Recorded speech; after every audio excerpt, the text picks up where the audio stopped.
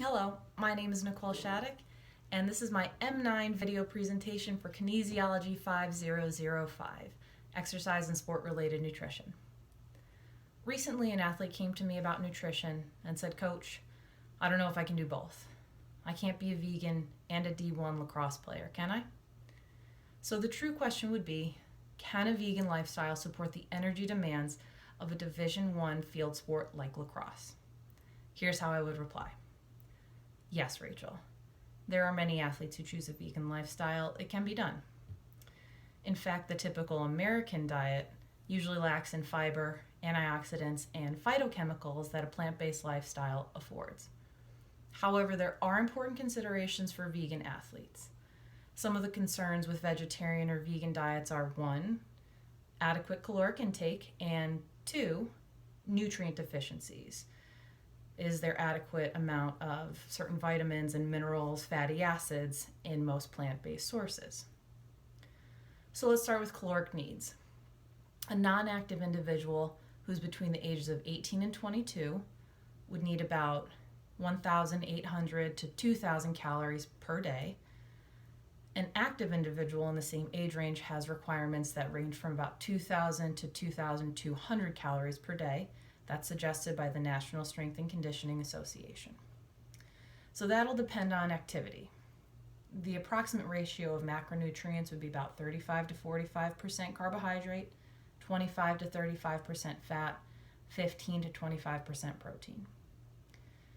A female lacrosse player like yourself is going to run between 3 to 5 miles either during competition or practice. So that's low intensity aerobic work interspersed with bouts of high intensity output. Your sport is about 70% anaerobic, 30% aerobic. So therefore, D1 female lacrosse player may need an additional 300 to 500 calories simply to maintain their weight and performance. Furthermore, athletes who participate in team sport need about 1 to 2 grams per kilogram body weight per day of protein. And all math calculations aside, let's say you're 130 pounds. That's about 59, maybe 60 kilos. So you'd be looking at about 60 grams to 120 grams of protein per day. And with the intensity level of lacrosse, it would probably be on the higher end of that suggested range. Most people think of chicken, fish, beef, pork, eggs, all great sources of protein. However, a vegan athlete such as yourself can't simply cut out those animal products without considering what to include to make up for what these provide. So examples of complete proteins that are plant-based would be quinoa, buckwheat, hummus, sprouted bread, legumes. So newspaper articles and magazines will tell us that female athletes are usually underfed or subject to female triad syndrome. However, in a study of 345 D1, both male and female athletes, Hinton et al. Found that although most athletes were not consuming the suggested total caloric intake, they mostly met their macronutrient needs of protein. They both, however, lacked in the vitamins and minerals. So that's another concern for college-age athletes like yourself. If you're using a meal plan, you're living on campus, likely without a kitchen, do you have the adequate resources and nutrient-dense foods available?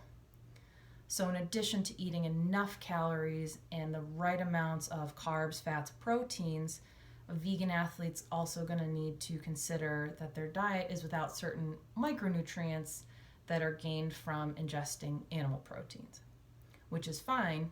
You'll just want to know what to replace it with. For example, wolf and manure elaborate on the effects of vitamins B and activity levels. So vitamins B can be thiamine, riboflavin, B6.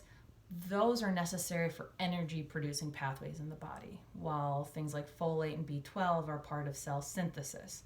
What that all means is that just one class of vitamins is needed for both performance and recovery.